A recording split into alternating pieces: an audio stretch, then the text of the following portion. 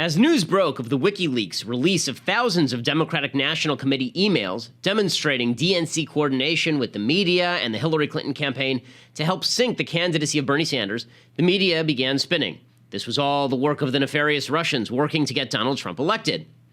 Representative Adam Schiff, Democrat in California, he's the ranking member of the House Permanent Select Committee on Intelligence. He said, quote, "Given Donald Trump's well-known admiration for Putin and his belittling of NATO, the Russians have both the means and the motive to engage in a hack of the DNC and the dump of its emails prior to the Democratic convention," unquote. Apparently, Ivan Drago is sitting somewhere behind a computer muttering, "If she dies, she dies." Except that two things can be true at once. The DNC can be a deeply corrupt pro-Hillary super PAC, and the Russians can actually be stumping for Trump.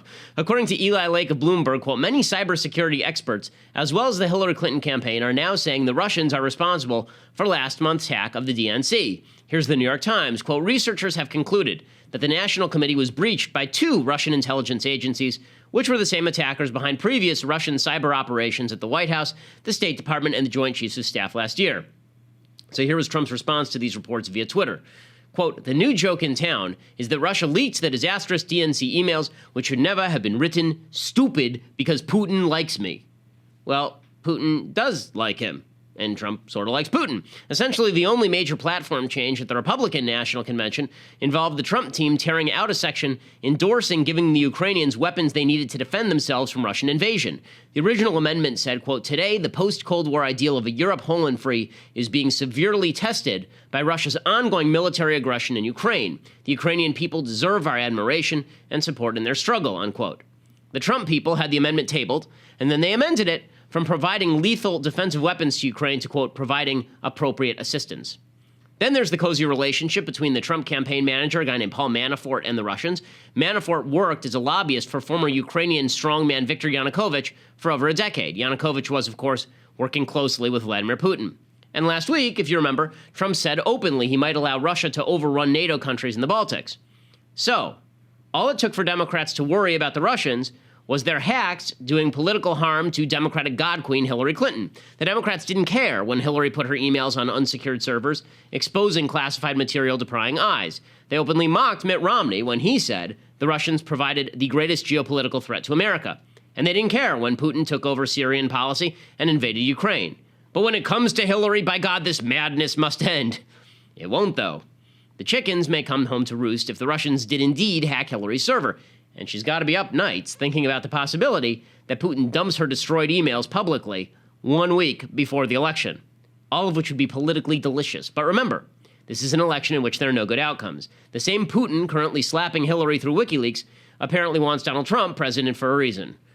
Oh boy, I'm Ben Shapiro. This is The Ben Shapiro Show. The unpolitical tend to demonize people who don't care about your feelings. Okay, so here we are. And again, welcome to our friends on Facebook Live.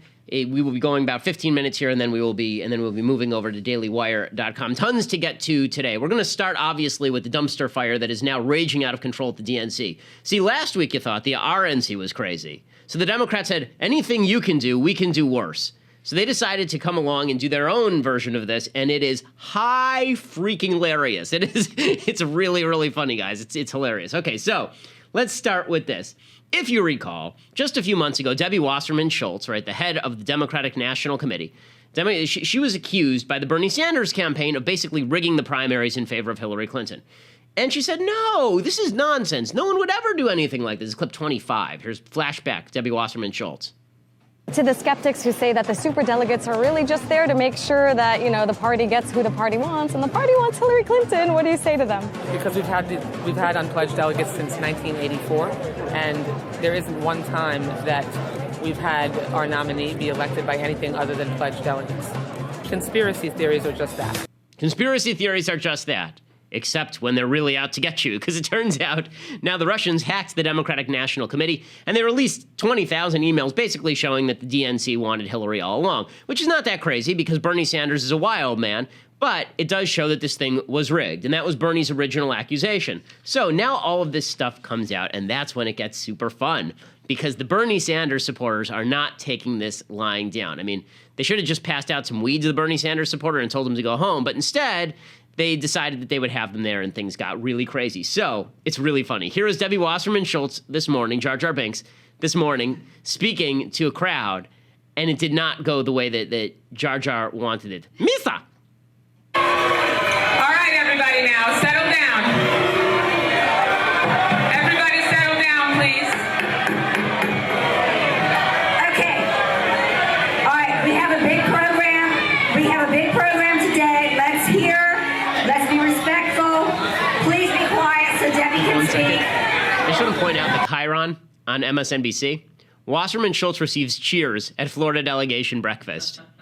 Does this sound like cheering to you, gang?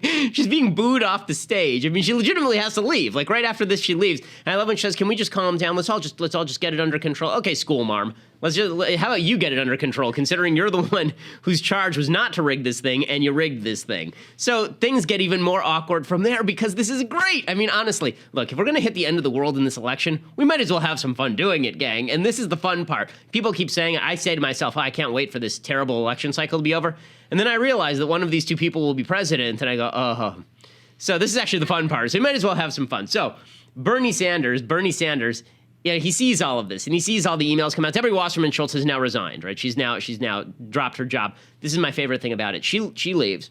The person who replaces her is Donna Brazile. Donna Brazile is also a member of Hillary Clinton's kind of inner cabinet. So that really didn't do anything. And here's the best part. Debbie Wasserman Schultz, just a moment ago, she was saying she wanted to gavel in the convention, and then she realized that she would basically be booed all the way through. So she said, I'm not going to gavel it in anymore. The person who replaces her is Stephanie Rawlings-Blake. If you remember that name, that's because she's the mayor of Baltimore, who said that when there were riots in her city, she wanted to give the rioters space to destroy. She's the one gaveling in the convention. Pretty amazing stuff. So Bernie Sanders, first he said Debbie Wasserman Schultz should resign. I asked and demanded Debbie Wasserman Schultz's resignation many, many months ago. And I state that again. I don't think she is qualified to be the chair of the DNC, not only for these awful emails which revealed the prejudice of the DNC, but also because we need a party that reaches out to working people and young people, and I don't think her leadership style is doing that. Okay, and then Donna Brazile comes out, and she says, well, Debbie Wasserman Schultz has to leave. She has to leave.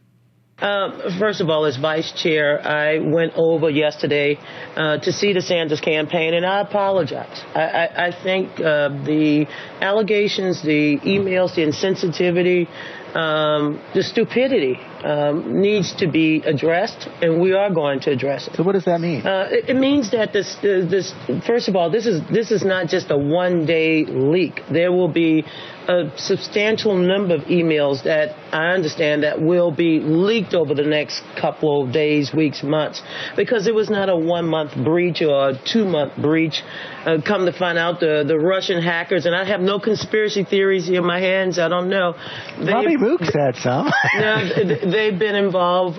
They were in our system at the DNC for well over a year. So we will learn more. Will some people have to step down, be removed, resign? I'm sure at the end of the day, yes. Okay, so this is pretty spectacular stuff. She says that Debbie Wasserman Schultz must step down. Then, of course, who replaces Debbie Wasserman Schultz? That lady, right? Only one problem. Here's some stuff from the WikiLeaks emails about Donna Brazile. So it says, this is from Donna Brazile to the DNC, quote, I have no intention of touching this. This is a question from the Washington Post. Hi, Donna. Do you have a minute to chat today? Wanted to ask you about this fight between the Sanders camp and DNC over adequate representation on the platform committee and others ahead of the convention. And then Donna Brazile writes back, I have no intention of touching this. Why? Because I will cuss out the Sanders camp. That lady is the new head of the DNC, right? Taking over for the lady who was just ousted. There's another one, too. Here's another WikiLeaks email. Here's Donna Brazile to the DNC.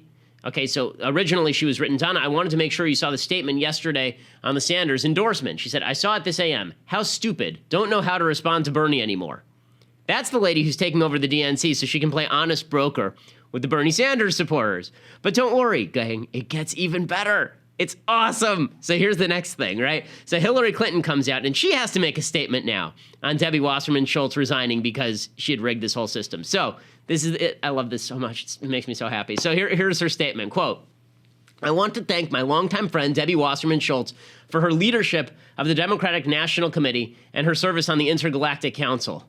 No, just over the past 5 years. I am grateful to Debbie for getting the Democratic Party to this year's historic convention in Philadelphia. I know this week's events will be a success thanks to her hard work and leadership.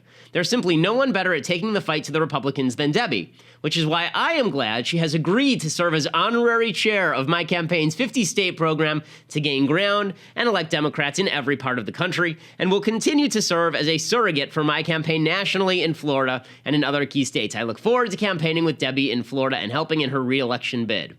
Okay, so here's how this worked. Debbie Wasserman Schultz is at the DNC, rigged the election for Hillary Clinton, right? Put her thumb on the scale for Hillary. She leaves. Hillary hires her.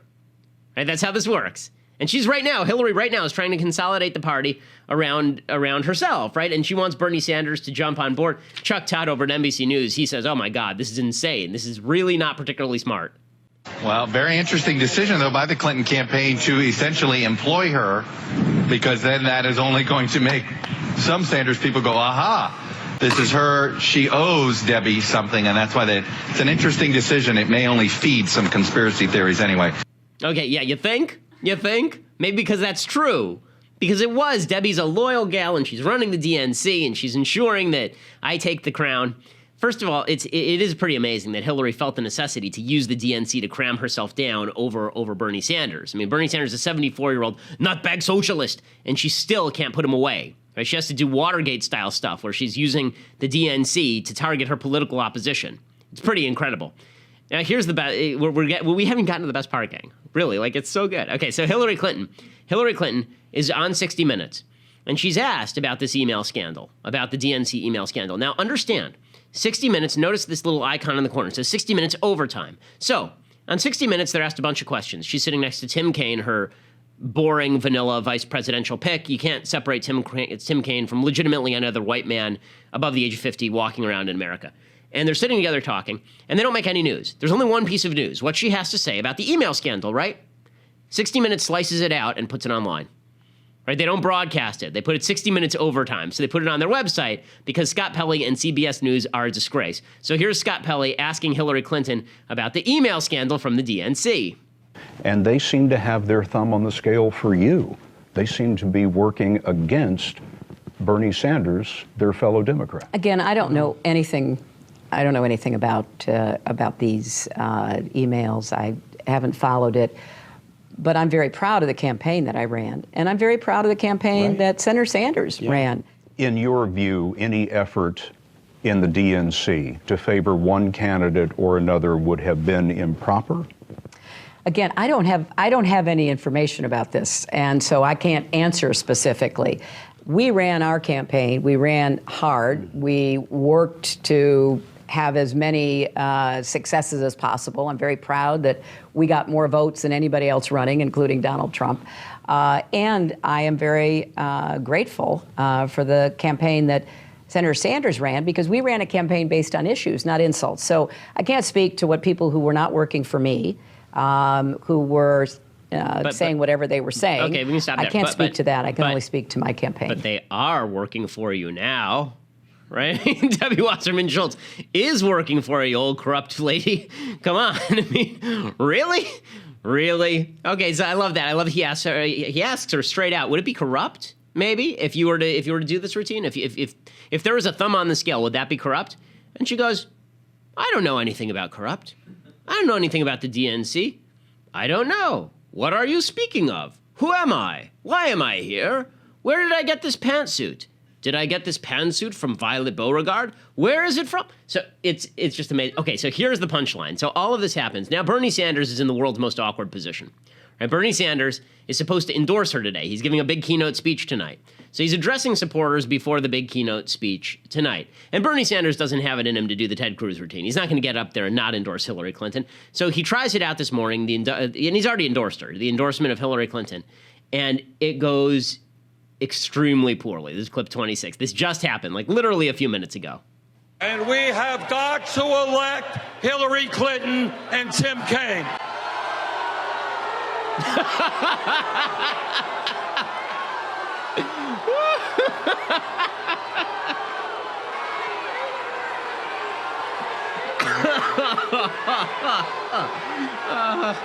I love it so.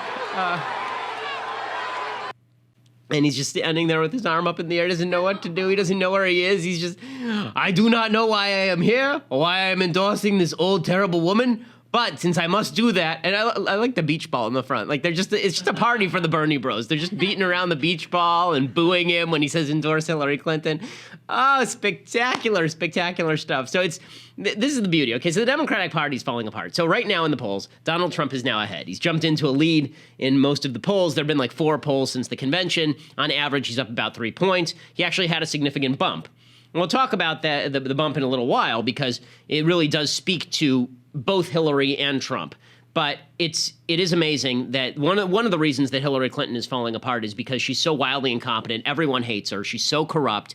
And wouldn't it just be poetic justice if she set up this private email server to protect herself from public scrutiny, and then the Russians hacked it, and then the Russians dumped all of her deleted emails on the public 2 weeks before the election?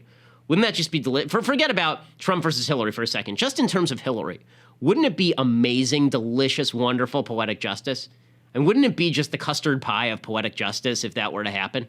Oh, it would be so glorious. In every way, it would be just fantastic. Well, this brings us to the end, unfortunately, of our live stream, but we have so much more to cover here on The Ben Shapiro Show. Go to dailywire.com to see the rest, or you can download it later from SoundCloud or iTunes. We are the #1 conservative podcast in America, so thank you for joining us, and we'll see you next time if you're on the live stream. Otherwise, you're listening. We're going to keep going right now.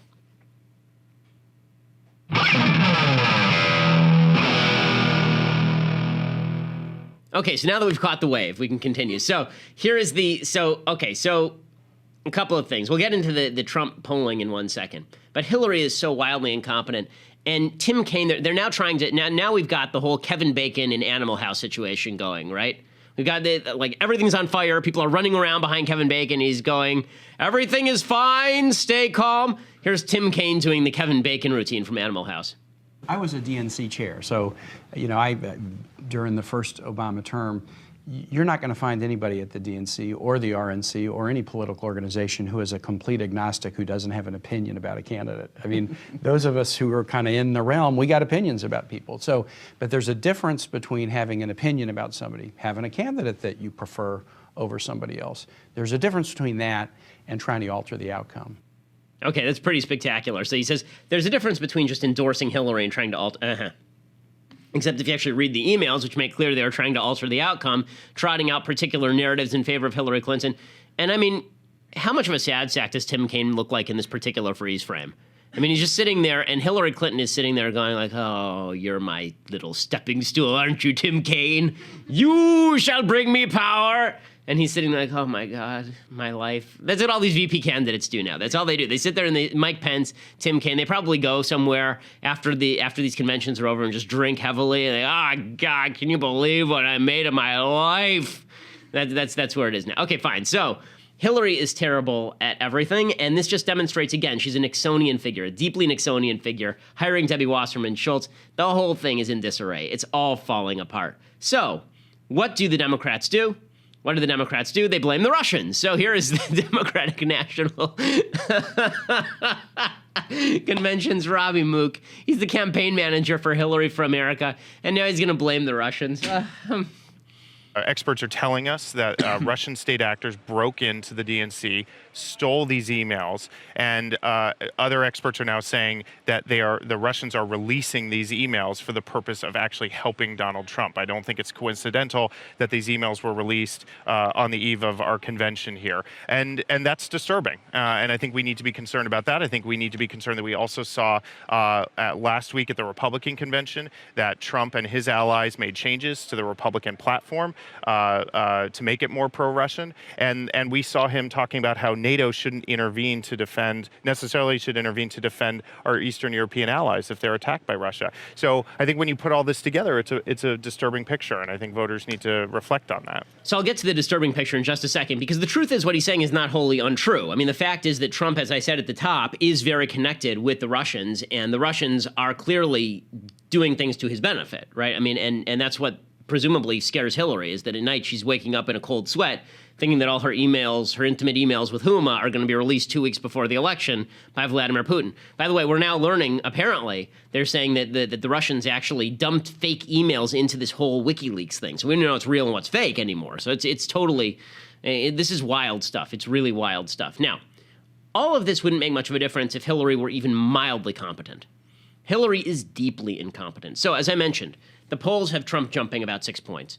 They also show that 68% of Americans think Hillary is not honest and not trustworthy, which leads to the question, did the other 32% of Americans, were they dropped on their heads as children? Because clearly she's not honest and she's not trustworthy. But more than that, she is utterly tone deaf. She is super tone deaf. So I think there are a few reasons why Trump got a big bump from the convention. I think the primary reason that Trump got a big bump from the convention is because Hillary is so tone deaf. So Trump gives this big speech last Thursday. We didn't have a chance to talk about it because we don't have a Friday show. This will be rectified soon, by the way. But we didn't get a chance to talk about it. My take on Trump's speech text was that it was very good. I said this online. I didn't like his delivery. I thought he yelled his way through it. But the text was effective, and his approach was effective. So the entire media went nuts. It's dark. It's deep. It's dank. It's dark. He's saying America's a terrible place. Oh, God. Okay, so here's the thing. Most Americans think America's on the wrong track. When Trump says we have a crime problem, most Americans go, yep, particularly when they're seeing cops shot in major cities across the United States. When Trump says we have an ISIS problem, most Americans go, yeah, that's true. See that? When people say, when he says our economy is not booming, most Americans go, yeah, I'm with you there. Hillary comes out and Hillary does this routine where she acts like everything is hunky-dory because she can't run away from Obama's record because she's running on his record. So it puts her in a really awkward position. 7 out of 10 Americans believe this is why Barack Obama has really taken the heart out of the Democratic Party on the local and state level. Most Americans still like Obama. They just think he's a crappy president.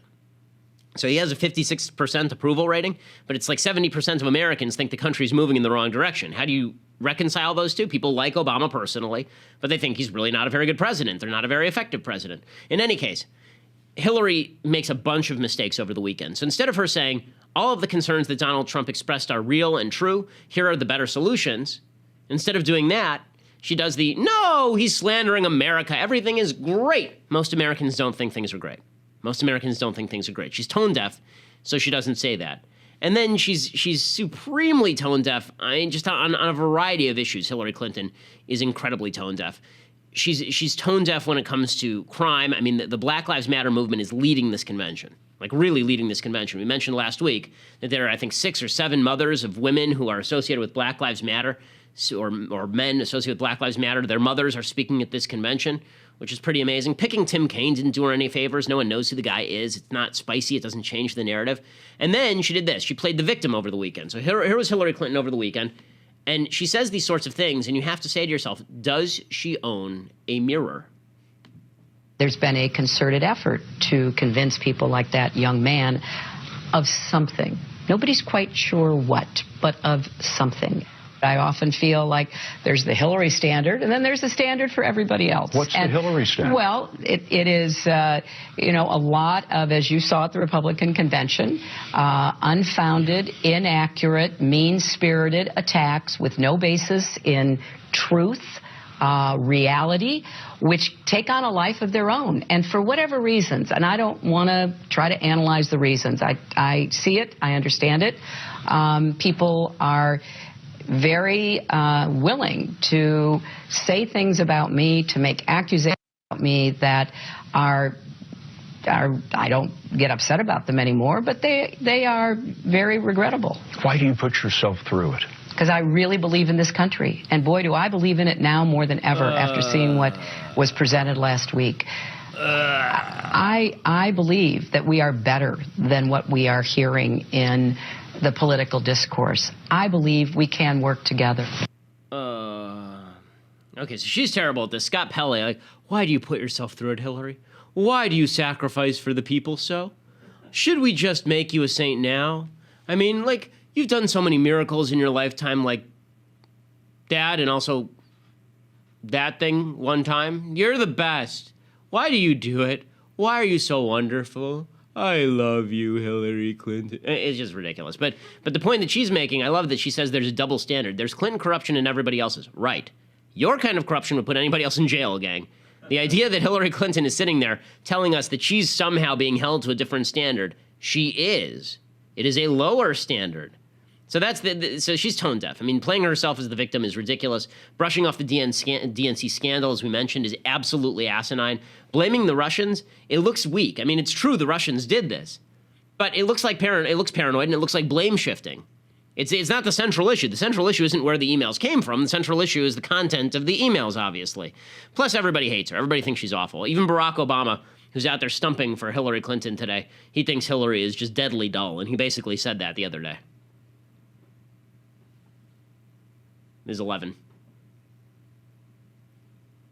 And what I would say would be that this is somebody who knows as much about domestic and foreign policy as anybody, is tough as nails, is motivated by what's best for America and ordinary people, understands that in this democracy that we have,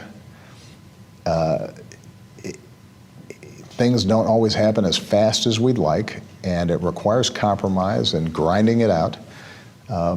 She's not always flashy, and there are better speech makers, but she knows her stuff. And I like the long more pause than there. anything, that is what okay, we can stop is it there. I like that. She's not very flashy, and she's a pretty crappy speech maker. But could he wait any longer there before he gets to the punchline?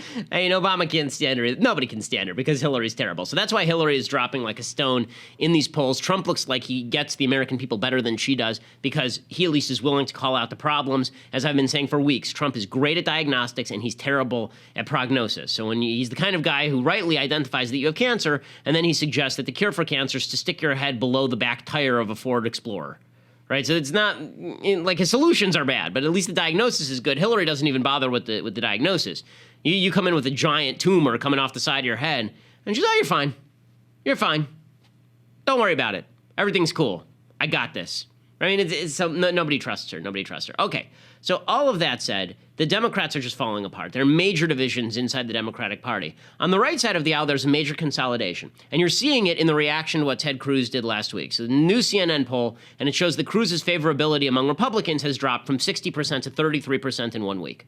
And that was largely because of the setup that we discussed last Thursday, the kind of setup situation that Trump created where Cruz made a deal with him, and then Trump stabbed him directly in the kidney, because he figured, okay, I can take care of this guy once and for all. And Trump is a revenge politician. It's all he cares about in life is revenge. We'll get to that in just a second. But it shows that right now Republicans are desperate to come around Trump. They're desperate to come around Trump. So before we even get to that, it's time for a little bit, unfortunately, of bad Trump. So the fact is that Trump right now should be leading by 10. I mean, with all this chaos in the Democratic Party, he should be up big. He's already up a little, which is good for Trump, obviously. But here are some of the things that Donald Trump said over the weekend. So Donald Trump was asked about David Duke. David Duke is now running for Senate in Louisiana. Okay, and this is going to put the wood to some of the people who I've been talking to who keep saying, well, I'll vote for anybody as long as they're not a Democrat. Okay, well, what if it's David Duke? I mean, I said this to someone I said this to Dennis Prager on the air. I said to Dennis Prager, where would you draw the line? He said, give me an example. I said, like, David Duke would probably be better than the Democrat in the Senate. He couldn't really do anything about his racism, and he might vote the right way on justices. And Dennis said that would be a bridge too far for me.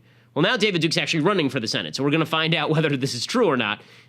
Chuck Todd asks Donald Trump about David Duke, and as you recall, Donald Trump, months ago, he pretended he didn't know who David Duke was in an interview with CNN's Jake Tapper. Here is Donald Trump being asked about David Duke running for Senate by Chuck Todd. David Duke announced his Senate candidacy, claiming your agenda for his own, or essentially saying, glad that you spoke out. Are you ready before you ask the question? Newt Gingrich said, every Republican should repudiate this guy no matter what it takes. And I do. Are you ready? Would you support a Democrat over David Duke if it was what was necessary to defeat him? I guess depending on who the Democrat, but the answer would be yes. Look, the answer is as quick as you can say it. In fact, I want to answer you before you even ask the question. Because last time, with another person in your position, I did it very quickly, and they said he didn't do it fast enough. Rebuked. Is that okay? Rebuked. Rebuked. Done. Done. Okay, so notice that Trump isn't doing this on principle. He's doing it because last time he got caught out on it. But I do love that even there, he says it depends on who the Democrat is, which is pretty amazing. But in any case, so Trump does this, and that's not bad, Trump. That's just Trump. Here is now we get to some other Trump. So Trump was asked about the Muslim ban, the idea of banning Muslims from the country. Now, there is nothing unconstitutional, by the way, about religious discrimination against foreigners. Really, there isn't. The Constitution doesn't apply to foreigners. So it's very difficult to make the case on a constitutional, and not right or wrong. This is a Constitution question, a legal question. Even leftist scholars will acknowledge the Constitution basically has nothing to say about whether a certain group of people are barred from entering the country or not, as long as they're not citizens. But here is Trump talking about the Constitution and Islam. I'm looking now at territories. People were so upset when I used the word Muslim. Oh, you can't use the word Muslim. Remember this. And I'm okay with that because I'm talking territory instead of Muslim. But just remember this. Our Constitution is great, but it doesn't necessarily give us the right to commit suicide, okay? Now, we have a religious, everybody wants to be protected, and that's great, and that's the wonderful part of our Constitution. I view it differently. Why are we committing suicide? Why are we doing that? You know what? I live with our Constitution. I love our Constitution. I cherish our Constitution. We're making it territorial. We have nations, and we'll come out. I'm going to be coming out over the next few weeks with a number of the places, and it's very complex. I don't know what he's talking about, but his take on the Constitution is so ridiculous there that he doesn't know the first thing about the Constitution. First of all, the Constitution, as I say, applies to domestic citizens. That's all he has to say. Right, if he really believes in the Muslim ban that he's been espousing for months. But for him to imply that the Constitution of the United States is some sort of suicide pact, the last person who said that was Lincoln, and he was suspending the writ of habeas corpus at the time, and we were in the middle of a civil war. I don't think that that's the case right now. Trump has also been reaching out heavily to Bernie Sanders. He says that the Tim Kaine pick was a slap in the face to Sanders supporters. This is good Trump, okay? So it's time for a little bit of good Trump. So here's a little bit of good Trump. So it's politically clever. I don't particularly like that Sanders supporters are going to come to Trump because I think that Sanders supporters are on the left. I think Trump is also on the left. But here's Trump making what is a pretty smart play for Bernie Sanders supporters who, as you saw, are now booing the idea of voting for Hillary Clinton. I'm not a fan of Bernie Sanders, but I am a fan of one thing that he talks about, trade. He's the only one on that side that understands trade. Now, he can't do anything about it because that's not his thing. But he has been gamed. It's a rigged system against him. And what happened with the choice of Tim Kaine was a slap in the face to Bernie Sanders and everybody. I was shocked. Okay, so this is actually smart by Trump. Okay, so even the stuff I don't like here, the stuff I was mentioning before, it's not bad. Okay, that isn't the bad stuff. The bad stuff about Trump is that Trump is crazy. Okay, the bad stuff about Trump, we didn't talk about this on Friday because we weren't here. On Friday, the day after, it was maddening. If you're a Trump fan, it should be maddening to you. The day after Trump gives a very highly successful speech, he then spends the next morning, he's trying to thank his supporters, right? He comes in to thank his supporters. And instead of thanking his supporters, he decides that what would really be important is to go after Ted Cruz again. Very important to go after Ted Cruz again. So first, he starts by attacking Ted Cruz's father, right? He says it is 19A. He goes after Ted Cruz's dad. All I did is point out the fact that on the cover of the National Enquirer, there was a picture of him and crazy Lee Harvey Oswald having breakfast. Now, Ted never denied that it was his father. Instead, he said, Donald Trump, I had nothing to do with it. Okay, and so he attacks again. He goes back to this whole Ted Cruz's dad assassinated JFK thing. But he didn't stop there. He also decided it was important to rehash the Heidi Cruz thing. You remember he called Heidi Cruz ugly, basically.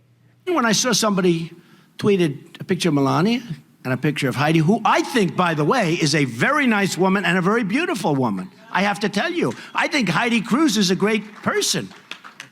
I think it's the best thing he's got going in his kids, if you want to know the truth. So he's lying, right? I mean, that's not what he did. He tweeted a picture of her basically saying that she was ugly. And then he didn't stop there. He said he doesn't want Ted Cruz's endorsement under any circumstances. I like Ted. He's fine. Again, I don't want his endorsement. If he gives it, I will not accept it, just so you understand. If he gives it, I will not accept it. It won't matter. Honestly, he should have done it because nobody cares. And he would have been in better shape for 4 years from now if he's going to be. I don't see him winning anyway, frankly. Okay, so he goes after Ted Cruz again because that's what he does, right? So this is the day after his big speech that was supposed to bring the Republican Party together. And everybody was getting around him, right? The day after, he does this. And that's not all. Over the weekend, he says he's going to fund a super PAC against Ted Cruz and John Kasich for not supporting him. He's going to try and primary a couple of Republicans for not supporting him. So he's got all this money, and instead of spending it against Democrats, he's going to spend it against the guy who tried to kill Obamacare and the sitting Republican governor of Ohio whose help he needs to win the state. This is genius stuff. Here's him talking about starting his new super PAC. Are you really going to fund a super PAC to help defeat him? Well, it's not in the 2018? number one thing on my mind. Look, what's on my mind is beating Hillary Clinton. What's on my mind is winning for the Republican Party. With that being said, yeah, I'll probably do a super PAC, when they run, against Kasich for $10 to $20 million. All right. Against Ted Cruz. All right. And maybe one other person that I'm thinking about. The other person he's thinking about is Ben Sasse, who's the senator from Nebraska who's had the temerity to say that Trump is a dumpster fire. So all of that, so Trump, instead of uniting the party, on the Democratic side, you can see they're tearing themselves apart. On the Republican side, even people like me, I mean, we're getting heavy pressure to jump in the Trump camp, right? One of the reasons that I'm not jumping on the Trump train is because of stuff like this. So you've got the entire Republican Party saying you got to jump on the Trump train, even as he moves to rip away any semblance of decency from the Republican Party. So you got Scott Walker out there saying, yeah, we're uniting around Trump. We're coming around Trump. This is the governor of Wisconsin saying just that. There's an increasing sense of unity around Donald Trump. As I point out, I joke, Donald Trump wasn't my first pick. I was my first pick. So I have a little laugh with that. But I said, what is your first, your second, your 17th? It shouldn't matter. Here in Cleveland back last August, I said that any Republican running would be better than Hillary Clinton. I meant it then, I mean it now, and I think for most of us as delegates, whether Donald Trump was your absolute first pick or he was further down the line, the delegates here realize that it's either Donald Trump or Hillary Clinton. There's no other choice, and Hillary Clinton would be an abysmal failure. Okay, so if you want to make the argument, and I've been seeing this argument all over, we've been talking about it for weeks, that Trump will be better than Hillary, back Trump. Fine, that's your argument. I may disagree in the long term. One of the reasons I disagree in the long term is because I think that a victorious Trump would rip away any semblance of conservatism and decency from the Republican Party. Really, I think that's what would happen. That doesn't mean I want Hillary president. I want them both to be put in a rowboat and pushed far offshore. But if Trump is going to do damage, he's going to do some serious damage. And the reason I say that is because after Trump does his little routine, after Trump does his little, I'm going to fund a super PAC to oppose Republicans, Ted Cruz's dad murdered JFK routine, after he did that little routine, the head of the RNC, Reince Priebus, who's just a little pansy, Reince Priebus comes out and he says, well, there's nothing really wrong with that. He says, okay. Division is profit in the world of cable news. If you're dividing, you're making money. Anytime you see a split screen, it's, one person saying X, the other one saying Y. Now you fight about it for the next 6 minutes. There is no money in unity.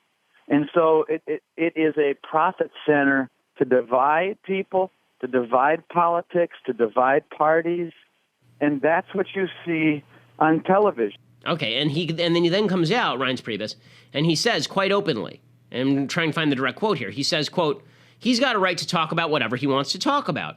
However, I don't think he was ever saying this was some sort of factual information. This is about the Ted Cruz's dad killing JFK routine. It was something he referred to. He's talked about it. He's gotten off from it. As far as I'm concerned, we can move on from it. Okay, I've seen people that I respect, people I work with, do the same thing about this. Oh, well, no big deal. The same people who spent years yelling about how it was a lie that Bush lied and people died are now justifying Donald Trump saying the same thing. Truth is no longer a right-wing value. Truth is a conservative value, but it is not a right-wing value. Okay, because what's happening now is that the Republican Party is actually doing a better job of unifying around Donald Trump and then backing his lies than the Democratic Party is around Hillary Clinton and backing her corruption. I mean, that's sad to say about your own party, but that's what I'm seeing. I mean, remember this, when Ted Cruz said he wouldn't endorse Donald Trump, or at least didn't endorse him strongly enough at the convention, he was booed off the stage. When Bernie Sanders said he would endorse Hillary Clinton, he was booed off the stage. Now, it shows you something. And so I want to address this one point, because I think it's very important. I get a lot of flack, of people saying, well, why do you go after Trump? First of all, as you've seen, I spent 3/4 of the show going after Hillary Clinton. But when people say, why do you go after Trump? Why don't you just shut up about Trump? After all, do you want her to win?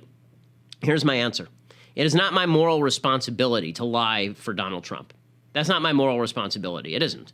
And I know this argument. Ace of Spades, he's a blogger. I really enjoy his work typically. He wrote this piece about how basically it is if you're a never Trumper, it's your responsibility, your moral responsibility if Hillary Clinton wins. And he says, quote, either Donald Trump or Hillary Clinton will be president in November.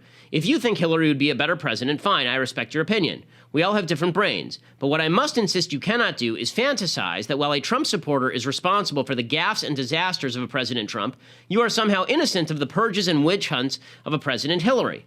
Trump supporters will own the consequences of a Trump presidency, and Hillary supporters, both those who declare it proudly and those who wish it secretly, own the consequences of a Hillary presidency. Adults accept the consequences of their choices.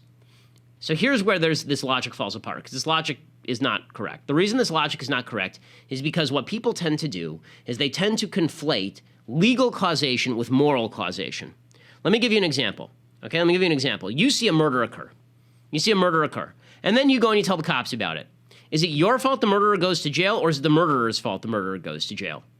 So according to these folks, you would bear moral responsibility for the murderer going to jail. According to me, you don't bear any moral responsibility. You told the truth about a bad thing that happened. What's happening right now is that the Republicans are now trying to force people not just to back Donald Trump with their vote, because my vote doesn't mean anything. That's not what they're concerned about. The reason people are pissed at me is not because of how I'm voting. I vote in California. My vote doesn't mean anything. Right? I'm going to get outvoted by 30%. It doesn't make a difference. The reason people care about what I'm doing is because they say the things that I say are hurting Donald Trump. So the implication is, if I say something true about Trump, and it has the effect of hurting Donald Trump, it's my fault if Trump loses. This I refuse to accept. And the reason I refuse to accept it is because it's not true. It's Donald Trump's fault if Donald Trump says things that are stupid and I comment on them. It's Donald Trump's fault if he says things that are morally unpalatable and I comment on them. I'm not going to be Chris Christie to watch Donald Trump get elected. I'm not going to be Shinebox. That's not my deal. It's not your deal either.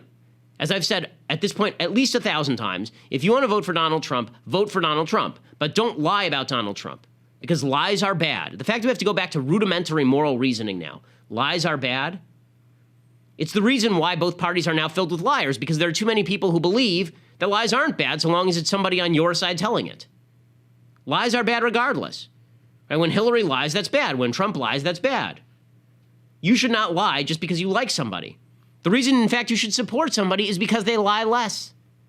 The reason you should support someone is because they're better as a human being, and they have better principles, and those principles matter. And the fact that people are willing to turn themselves into mouthpieces for Trumpism just because they hate Hillary so much, that's what I find troubling. And that's why I think conservatism is in trouble. Because I'm seeing it happen a lot. I'm seeing it happen across the board. People I respect, people I don't respect, people coming out and pretending that when Donald Trump does bad things, it's totally okay because at least we're trying to defeat Hillary Clinton. It's not okay. You can still want him to defeat Hillary Clinton. That's fine. But please, for the love of God, do not do this routine where a Trump lie becomes not a lie because his last name isn't Clinton.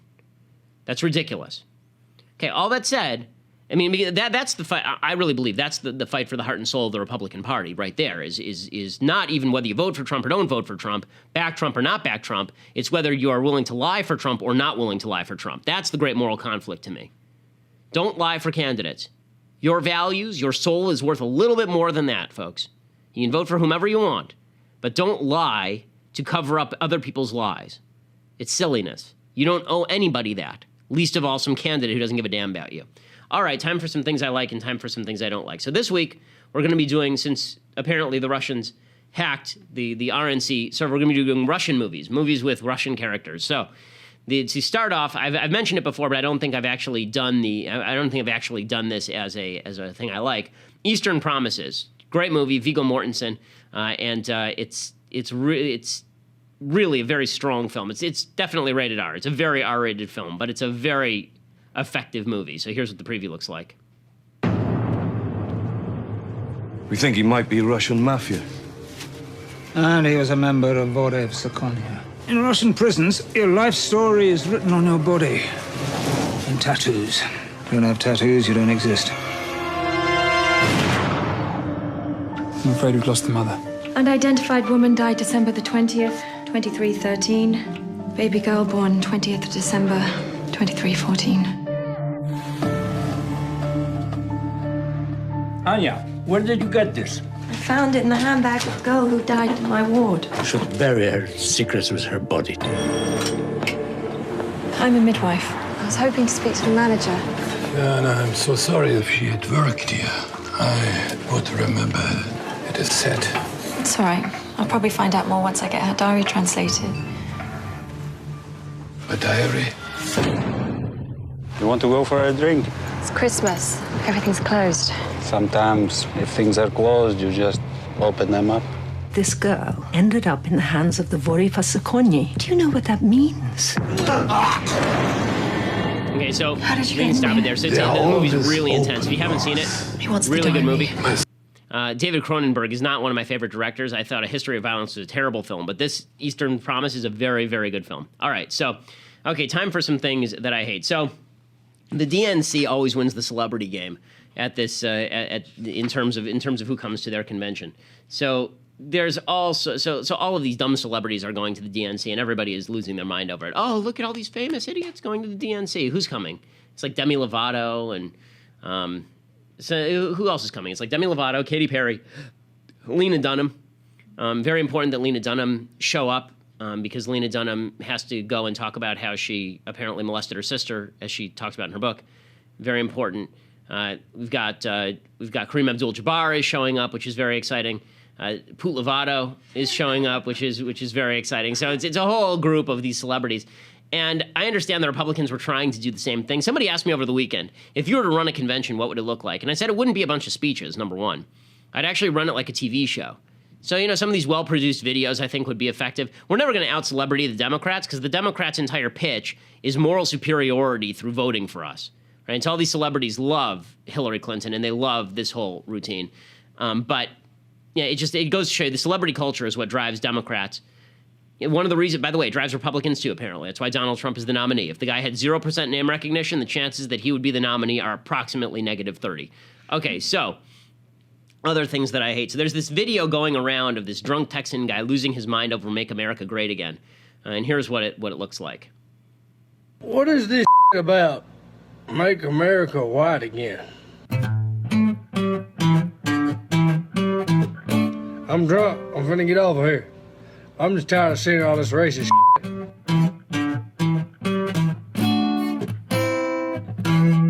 I don't want to live in a world without black women.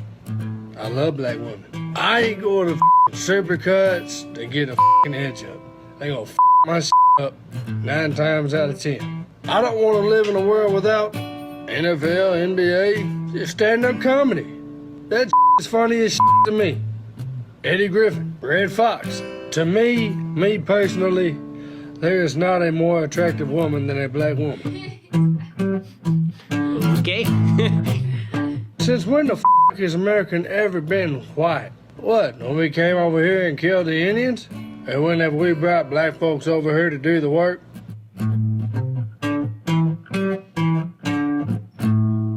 That's what makes America great.